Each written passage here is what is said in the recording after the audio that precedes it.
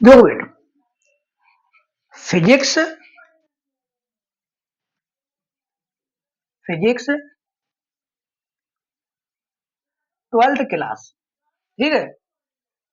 12th class unit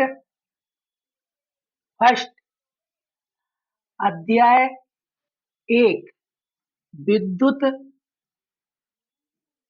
आवेश एवं क्षेत्र के ऑब्जेक्टिव हैं। बहुत मोस्ट इंपोर्टेंट है और ये ऑब्जेक्टिव हमेशा आगे आने वाली परीक्षाओं में काम आएंगे। नीट की, जेई की परीक्षा वगैरह में 12th के लिए तो स्पेशल ही है, ठीक है। तो पहला ऑब्जेक्टिव है कि मूल आवेश का मान कितना होता है। तो मूल आवेश का मान होता है 1.6 10 की पावर -19 कूलम, ठीक। कुछ लड़का ये लगा देता है, ये क्या होता है, इलेक्ट्रॉन पर आवेश होता है, ठीक है। अगला है इलेक्ट्रॉन पर आवेश होता है, हाँ ये होता है -1.6 10 की पावर -19 कूलम। एक प्रोटॉन पर आवेश होता है, एक प्रोटॉन पर आवेश होता है, एक प्रोटॉन पर आवेश होता है, एक प्रोटॉन पर आवेश होता है कि 1.6 10 की पावर -19 कूलम। हाँ, प्रोटॉन पे क्या होता है, प्लस में, और इलेक्ट्रॉन पे क्या होता है, माइनस में। मूल आवेश में भी प्लस में रहता है। अगला है कि बिंदु आवेश Q के कारण R दूरी पर विद्युत क्षेत्र की तीव्रता होती है। इसमें से बताना, तो विद्युत क्षेत्र की तीव्रता को ये सूत्र होता है E बराबर 1/4 pi epsilon 0 Q upon R वर्ग, यानी बटे में क्या होती है, R वर्ग आती, क्या होती है, R वर्ग। तो ये क्या हो गया, ये अपना आ गया R वर्ग, ठीक। अगला है एक कूलम आवेश में इलेक्ट्रॉनों की संख्या होती है, ये होती है, एक कूलम आवेश में इलेक्ट्रॉनों की संख्या होती है 6.25 गुणा 10 की घात 18, 6.25 गुणा 10 की घात 18।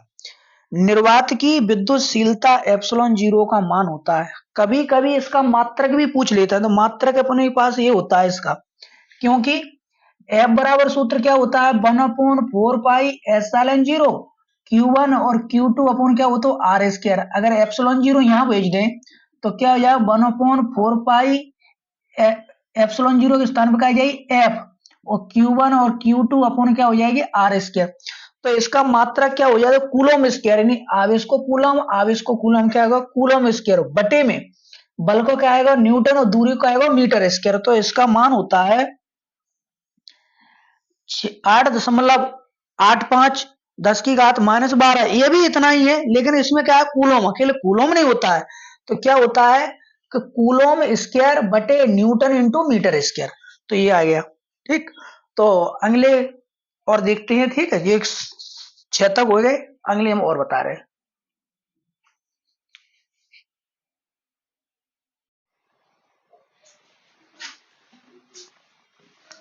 देखो, धातु का परावर्तनांक होता है, धातु के लिए कितना होता है, अनंत। धातु के लिए कितना होता है, अनंत। वायु का परावर्तनांक होता है, वायु अंडरवात के लिए कितना होता है भाई, 1। वायु अंडरवात के लिए कितना होता है, 1। वायु में स्थित एकांक धन आवेश से निकलने वाला विद्युत फ्लक्स होता है। इसको ऐसे भी आ सकता है कि एक कूलम आवेश से गुजरने वाला विद्युत फ्लक्स कितना होता है, 1/ε0, ठीक।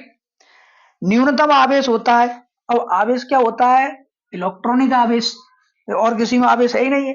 ये एक कूलम, एक स्थित कूलम, एक माइक्रो इलेक्ट्रॉनिक आवेश है। एक समान विद्युत क्षेत्र में ई में द्विध्रुव पी को क्षेत्र को दिशा में घुमाने में किया गया कार्य। अब देखो बेटा, कार्य को ले, ये अपने सूत्र निकाला था 1/PE, 1 माइनस क्या था, cos थीटा।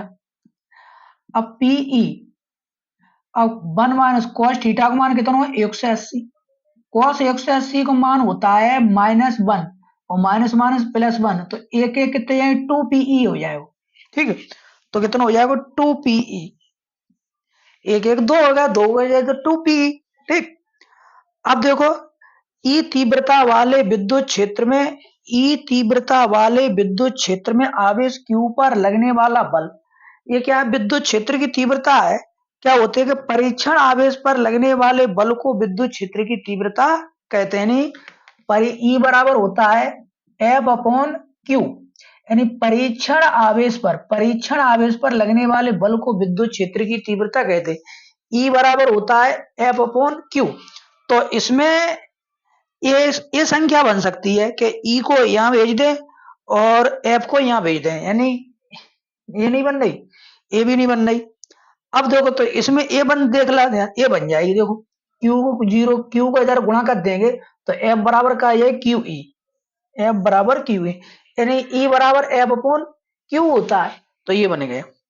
हाँ, द्विध्रुव आघूर्ण P वाले द्विध्रुव के कारण केंद्र से r दूरी पर विद्युत क्षेत्र की तीव्रता E r पर निर्भर करती है। देखो द्विध्रुव आघूर्ण किस में लगता है? अच्छी स्थिति और निरक्षीय स्थिति में। जो अच्छी स्थिति और निरक्षीय स्थिति का जो व्यंजक निकाला जाता है उसमें बटे में क्या आ जाते हैं? आर क्यू आती है। तो आर क्यू के समानुपाती होता है। ठीक, आगे देखो।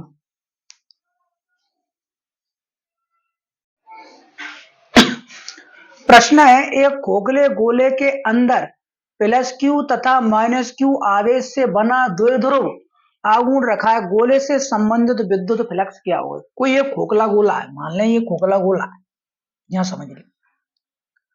खोखले गोले के अंदर आवेश क्या होता है? क्यू बराबर क्या होता है? जीरो, यानी खोखले गोले के अंदर कोई आवेश नहीं होता। खोखले गोले के अंदर कोई आवेश नहीं होता है। अगर इस प्रश्न में ये पूछिए खोखले गोले के अंदर कितना आवेश होता है तो अपन क्या लगाएंगे? जीरो। अगर विद्युत क्षेत्र की तीव्रता पूछी जाए खोखले गोले के अंदर तो क्या होते हैं? 1/4 pi epsilon 0 Q upon R square. जब क्यू का मान जीरो तो पूरी तीव्रता भी क्या हो जाए? जीरो। विभव पूछा जाए खोखले गोले के अंदर तो 1/4 pi epsilon 0 Q upon R, यानी क्यू को मान जीरो तो पूरा जीरो। अगर खोखले गोले के अंदर द्विध्रुव पूछा जाए, द्विध्रुव आघूर्ण P बराबर क्यू गुणा क्या होता है? 2a, क्यू को मान जीरो तो ये पूरा का है जीरो। इसमें क्या पूछा जा रहा हो कि फ्लक्स पूछा जा रहा हो। तो फ्लक्स क्या होता है? फ्लक्स ये होता है कि फाई बराबर डबल समाकलन S E dot D S is equal to क्या है? ये लिखिए। अब सुनो, खोखले गोले के अंदर तीव्रता का है जीरो।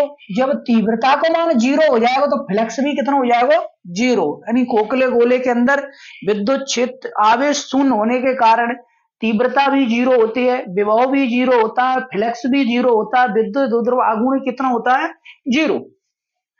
हाँ, एक ये है कि कांच के एक अनावेशित कांच की छड़ को, एक धनावेशित कांच की छड़ को, अरे यार मिट गया, छड़ अनावेशित, अनावेशित, ठीक है।